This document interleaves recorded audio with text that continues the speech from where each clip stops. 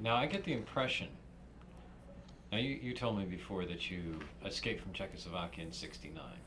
Yeah. Now, I'm going to ask you about that. But what I'm mostly interested in right now is your involvement in '68 Mm-hmm. versus what you see happening with the young people now.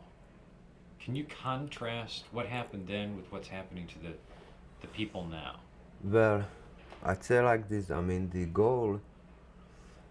I was in '68. I was I was 16. I had been involved in the town where I lived, in the middle of Moravia. I had been involved since I was 12, actually, organizing young people to a non-official club where we would. I was the youngest from our gang. The others were like between 18 to 25. And why we were organizing ourselves was that there was this communist youth organization that had these stinking stupid programs nobody went to, official communist entertainment with hammer and sickle all over the place. And so we put these we had a rock and roll group. There were like 8 groups in my town. We used to fight each other, but then we got together and said, fuck, we have to do something about this. We have nowhere to play. So we formed this club in our hometown called Lectors Club. And what we would do was rent from different factories their entertainment clubs. And we invited all these most known groups, Olympic and Karel Gott, even entertaining singers, different acts, and it was packed. We started this thing, we got ourselves established because there was a little bit distorting between '67 and '68. And if you had bylaws which were within the law, our bylaws were the first 10 main points of the Human Rights Declaration. Apropos the today's thing, So it's all the same thing. Which later on the police, when they busted us and confiscated everything we had, they used it against us as the proof that we were the most active anti-communist, anti-socialist cell, pro-imperialist in the southern southern Moravia, right? Anyway, we we borrowed money, and you could have like limited business at the time. So we bought one truck. The oldest guy, who was our chief or chairman or whatever, because he could sign all the papers, we others couldn't. He borrowed money from somewhere, and we started to make. Then we ended up with 4 or 5 trucks. I think it was 4 trucks, and we were buying the 5th one. Then they busted us, and we drew a lot of people. We had thousands of members within very short time. The difference, of course, like I said, they confiscated everything and so on. We did demonstration 1 year after the occupation. Or rather, I should say, when the '68 came, I was in Prague. I got home 10 days later, about after the thing in Prague, when you could leave Prague, when trains started running again and so on. We were contacted by the damn communist organization because they had this secret meeting in Prague in '68, end of summer, Congress, and they were saying, look you guys, before that they were fighting us, ignoring us. Now they were saying, look you guys, we know you're well organized, you're in touch with everybody in the area here. We want you to do this and that and whatever you might think. So we were taking down in '68 names from doorbells so that the people couldn't be tracked down.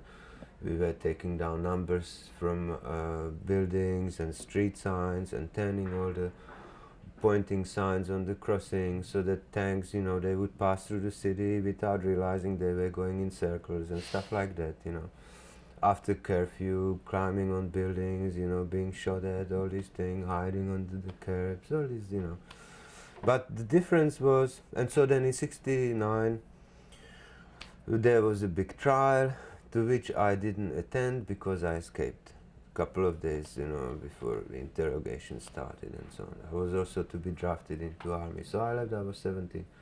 Now the difference between today is that couldn't just think of it that suddenly all this same energy that you see there today, this incredible enthusiasm and you know,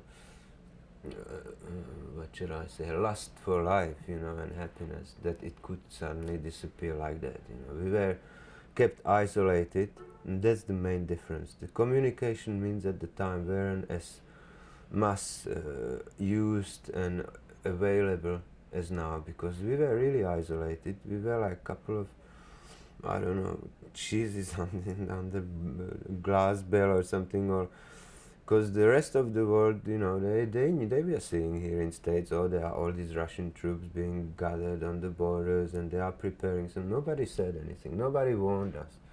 And we were naive enough to think, well, no, this thing what we have going here in the country, well, nothing can happen, you know, if does, we will become neutral, United Nations will recognize. So we were fucking naive, you know, in one way.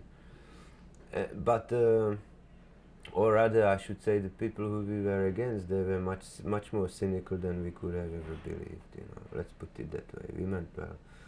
The difference today is that the young people there who are doing about the same things, organizing concerts, publishing things, all this. When I spoke to Joachim, the one I started with talking about, right, it was like seeing myself, well, 20 years ago. Difference was, he was saying, their attitude is, okay, 68, we know what happened, this and that. We though, because we had illusions that it could be somehow the system, you know, without giving real pressure, that it would cave in. And so he was saying the difference is our attitude is we are not waiting, and we have illusions about now nobody and nothing. We're not waiting for any help from anywhere. And we want to do and live our way now, not tomorrow, not later, now. He said, we won't be jumping under the tanks voluntarily, but we're going to do everything we can to have our way. And they did it, you know. This time without waiting some help from the outside, organizing themselves, and then waiting for the right moment, you know. Of course, nobody could expect that it would go as fast as it's going, and that so many people would join, but there is those 20 years for people my age, at this point of our generation. Those 20 years were like you try to choke something that was really flowing, you know, you block off some stream, and as soon as the chance arrived, they saw the number of people who were pissed off simply and wanted to do something. It's like it all condensed. In few days, all that energy suppressed for 20 years showed up, you know. And anyway, but the difference between them today is that they were much less naive, much more pissed off and impatient, and you know, so that's the main thing. And they were more successful. Also, what helped them is that 20 years later now, you have all these, everybody has video camera. Everybody has recorders, there are millions of cameras. Something happens, whether the cops know about 20 journalists who have cameras as they did in 68. If they confiscate those 20 like they would do in 68, there would be 100 other people who would be taking the same thing from different angles. So the thing is, information obviously couldn't be stopped. And visual information, which had much bigger impact. Also, the difference from last time was that they managed to secure the TV and the radio and have good network for distributing right away through information. That helped them a lot. That did it. To me, what happened in Czechoslovakia, even more so than in East Germany or Poland or so, was first electronic communication war fought without one single shot so far.